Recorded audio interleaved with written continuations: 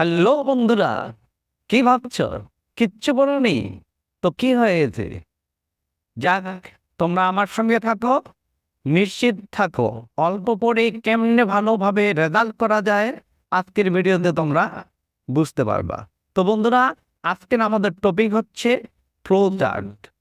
আমরা এখন কি করব?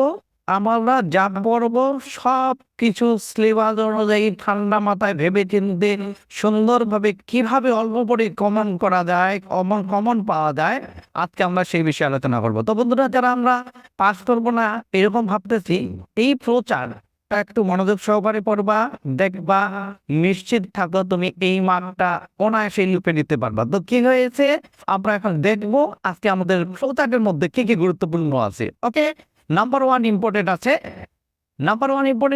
According to some myths dot dot dot. আমি তোমাদের লাইনের প্রথমগুলো দিচ্ছি, তোমরা একটু কষ্ট করে বই থেকে, অবশ্যই মূল বই থেকে বের করে নিবা। তো বন্ধুরা, কি আছে নাম্বার ওয়ান ইম্পর্টেন্ট হচ্ছে according to some myths. Number two important হচ্ছে when a girl gets married.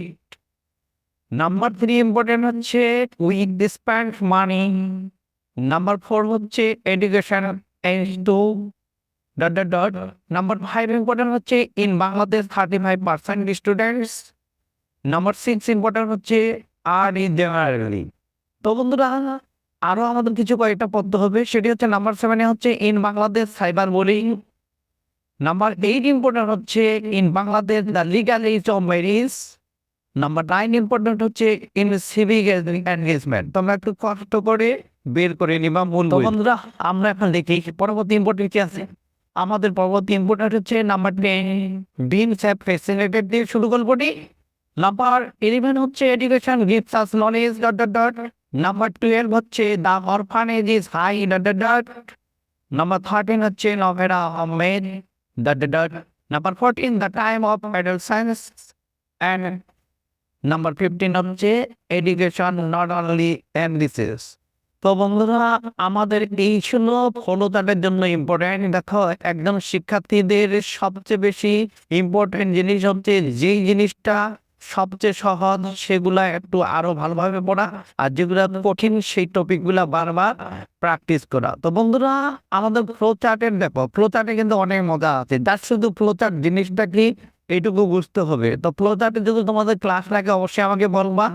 আর এই মুহূর্তে আমি তোমাদের সাজেশন দিচ্ছি, সাজেশনগুলো যেন তোমাদের সহায়ক হয়, সেজন্য অবশ্যই অন্যান্য বন্ধুরাও যেন দেখতে পারে, তারাও যেন কমন পায়, তাদের সঙ্গে হিংসা না করে একটু ভিডিওটা তোমরা শেয়ার করে দিবা, যেন সবাই এই ভিডিওটা দেখতে পারে। তো আমাদের বন্ধুরা, এখানে একটি গোপন কথা আছে। আমি এখানে তোমাদের দিলাম 1 থেকে কত নাম্বার পর্যন্ত, 15।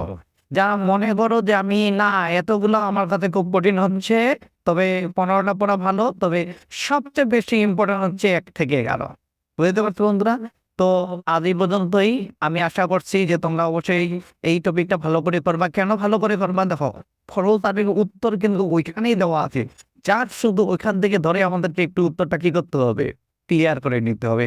বইয়ের মধ্যে প্রশ্নের মধ্যে উত্তর দেওয়া আছে, এইটুকু যদি আমি করতে না পারি তাহলে তো কি আমি শূন্যের মধ্যে পড়ি বন্ধুরা? না, অবশ্যই না। যেহেতু প্রশ্নের মধ্যে উত্তর আছে, শুধু ওকে একটু সাজিয়ে নিতে হবে।